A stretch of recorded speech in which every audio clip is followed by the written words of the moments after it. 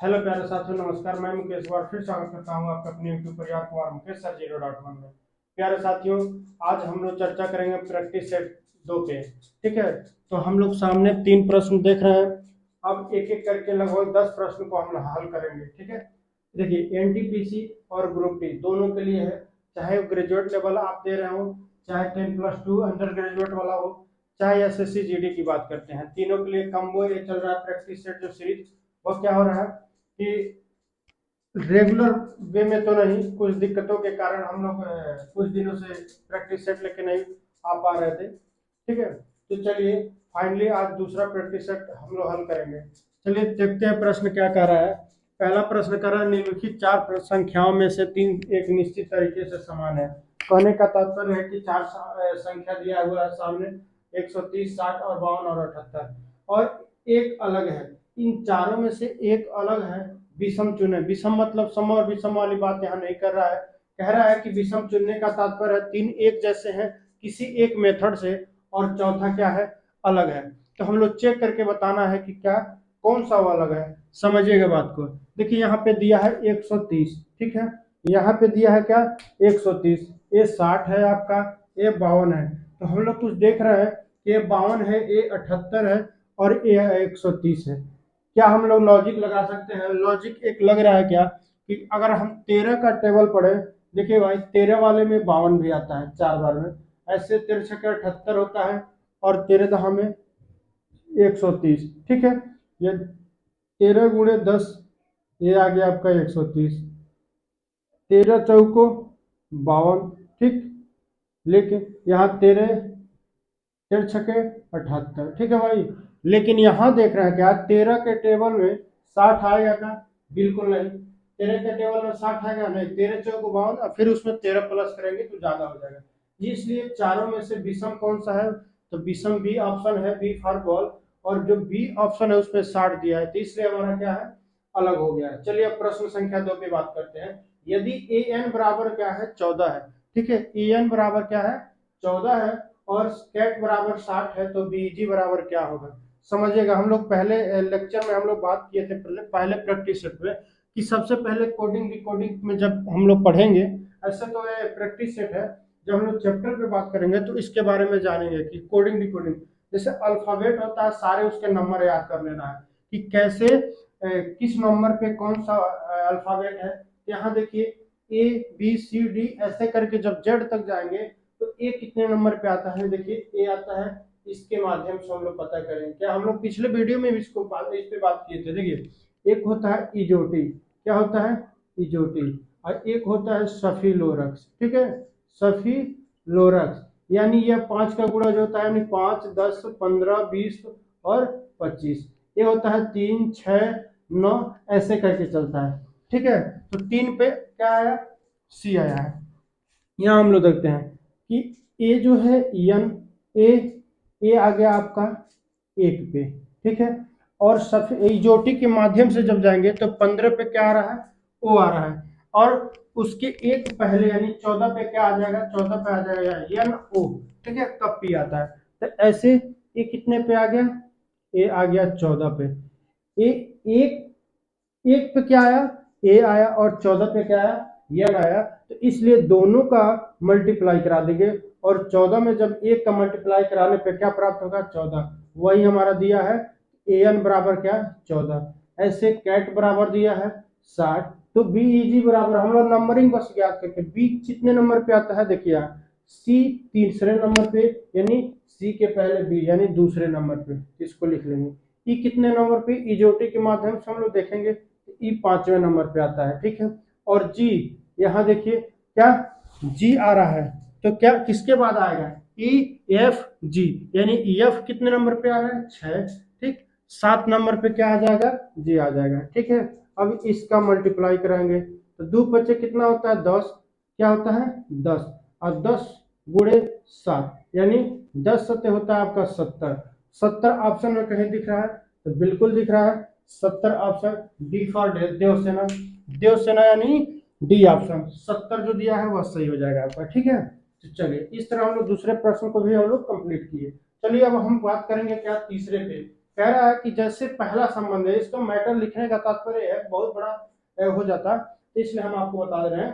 कहने का तात्पर्य है कि जिस प्रकार पहले से संबंधित दूसरा है, जिस प्रकार पहले से संबंधित दूसरा है, वैसे ही क्या तीसरे से संबंधित चौथा होगा। इस ऑप्शन में से बताइए कि कौन सा होगा वह। ठीक है, यहाँ देख रहे हैं इससे संबंधित, इसको दिया इससे संबंधित इन चारों ऑप्शन में से कौन सा होगा बताना है भाई। देखिए यहाँ रिफॉर्म लिखा है, तो रिफॉर्म को क्या किया है हम लोग नीचे हल करके देखते हैं। यहाँ लिखते हैं रिफॉर्म, ठीक। यहाँ संबंध में क्या दिया है, MROFER, ठीक है भाई। यहाँ देखिए यम को जस्ट इसके बगल में उठा के रख दिया, क्या रख दिया है, फिर आर को उसके बगल में, जैसे है इधर से असेंडिंग ऑर्डर, फिर यहाँ से डिसेंडिंग, यानी घटते क्रम में चला गया। तो यहाँ समझिएगा आर को उसके बगल में, ओ को उसके बगल में, ऐसे ही ए को हम कहाँ रख देंगे, देखिए यन को यहाँ रखेंगे, यन को यहाँ रखने पे यन सबसे पहले आ गया, ठीक। यन सबसे पहले आने का मतलब ये ऑप्शन सी में तो आया नहीं है सबसे पहले, ऑप्शन डी में तो आया नहीं है सबसे पहले यन, तो इन्हीं दो में सबसे पहले यन आया है, तो इन्हीं दो में से कोई करेक्ट होगा। चलिए चेक करते हैं एक नंबर और आगे, यन के बाद कौन सा आएगा, ओ आएगा, तो यन ओ देखिए दोनों में है। एक नंबर और आगे चलेंगे, आई कहाँ आएगा, यहाँ पे आएगा, तो यन ओ आई, और यहाँ देखिए यन ओ आई ऑप्शन ए में है, ठीक है। यन ओ आई क्या है, ऑप्शन ए में है, क्योंकि यहाँ पे यन ओ टी है और यहाँ पे यन ओ आई है, ठीक है। तो ऑप्शन ए फॉर एप्पल वाला भाई सही हो जाएगा, ठीक है। तो उम्मीद है कि समझ में आ रहा होगा, ठीक है। कमेंट करके जरूर एक बार बताइएगा कि समझ में आ रहा है कि नहीं आ रहा है, ठीक है। इसको और ही विस्तृत से समझाने की कोशिश करेंगे, क्योंकि प्रैक्टिस सेट है तो प्रैक्टिस सेट में उतना थ्योरी बताया भी नहीं जाएगा। जिस तरह हम लोग जैसे समझ रहे हैं कि सफिलोरस सिजोटिक इन सब कोडिंग की कोडिंग में हम लोग पढ़ चुके हैं, ठीक है। ऐसे चलिए फिर हम चौथे प्रश्न पे चलते हैं और चौथा देख रहे हैं क्या कह रहा है। चौथा प्रश्न कह रहा है कि निम्नलिखित श्रृंखला में आगे कौन सी संख्या आएगी, समझिएगा। कह रहा है 1 4 4 फिर 16 और 64, ऐसे करके दिया है एक सीक्वेंस में। अगला नंबर बस हमें बताना है, तो अगला नंबर कौन सा होगा भाई। पहले तो हम पैटर्न को समझेंगे, पैटर्न क्या कर रहा है, एक के बाद 4 कैसे आया है, कि एक में 4 का मल्टीप्लाई करेंगे तो 4 का नाम 4, ठीक है। फिर 4 से 4 को करेंगे तो 4 चौको हो जाएगा 16, और 16 चौको होता है 64, और 64 16 में यहाँ करके हम देख लेते हैं।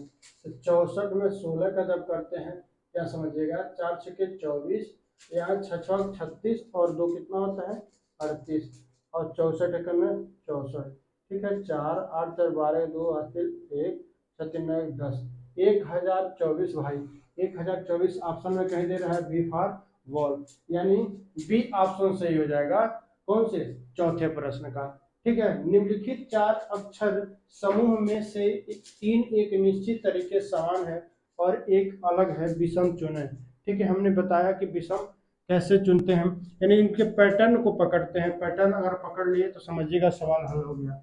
यहाँ देखिएगा कहने का तात्पर्य है कि यल के बाद यन कैसे आया, यल के बाद यन कैसे आया समझते हैं। यल यम और यन, यहाँ देखिए हम लोग लिखे थे इजोटी, ठीक है, इजोटी, यहाँ लिखे थे सफिलोरक्स, ठीक है। इस चीज को याद रखेगा, इस फार्मूले को, ठीक है। तो यहाँ देखिए यल के बाद क्या आता है, यल एम एन, ठीक है, एल एम एन।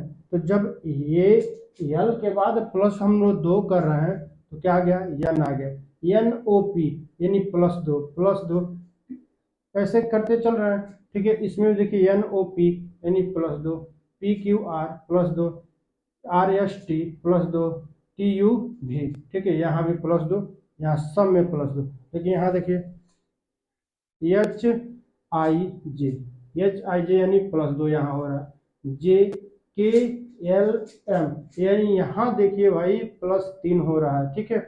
जे के बाद के एल एम, ठीक है, तो +3, यानी यहाँ देखिएगा सेम +2 सब में हो रहा था, लेकिन यहाँ बीच में एक और नंबर आ गई जिससे +3 हो गया, और यह ऑप्शन क्या हो गया हमारा, सही हो गया। यानी यही वह ऑप्शन है जो 3 से विषम है, यानी 3 से भिन्न है। ठीक है, चलिए अब हम चलते हैं प्रश्न संख्या 6 पे, और 6 को समझते हैं क्या कह रहा है।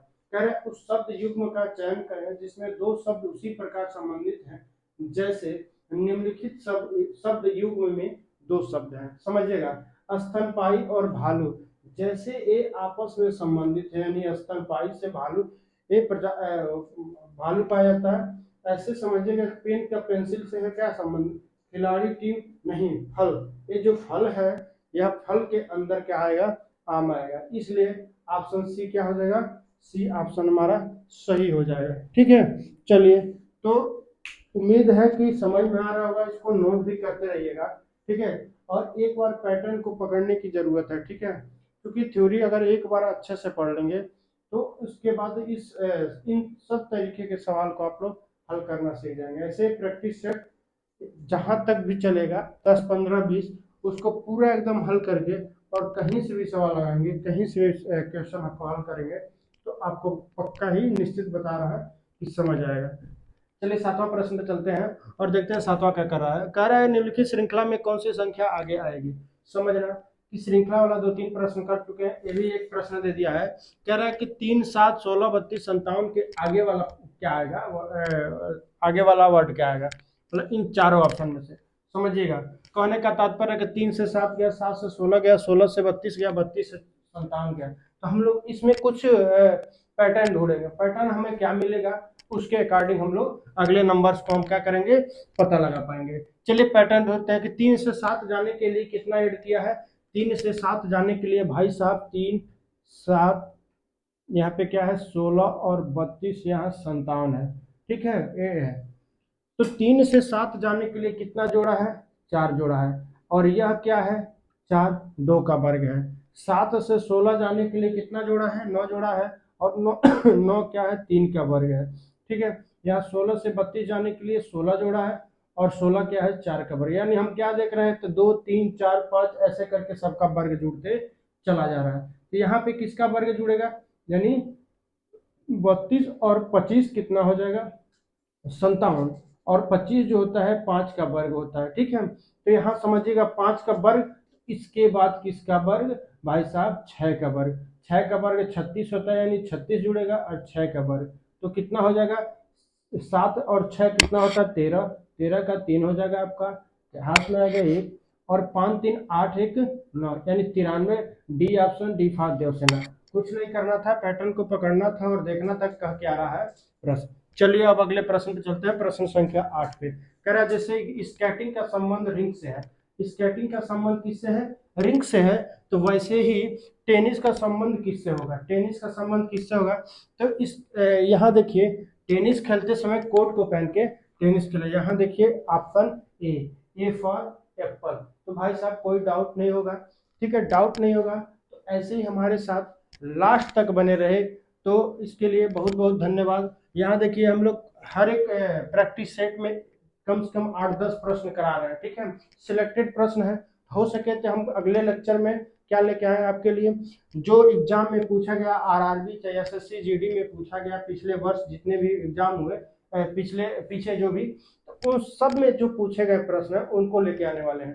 ठीक है, तो आप लोग नेक्स्ट वीडियो में देखिएगा। वैसे थोड़ा दिक्कत के कारण आपको 8-10 प्रश्न मिल रहे हैं, वैसे तो एक लेक्चर में 20 प्रश्न की वादा हुई थी, 20 प्रश्न ही आपको मिलेंगे। ठीक है, ऐसे थोड़ा दिक्कत होता है कि मेरे पास डिजिटल बोर्ड ना होने के कारण आप देख रहे हैं सामने कि लिखना भी पड़ता है और समझाना भी पड़ता है, थोड़ा सा दिक्कत हो रहा है।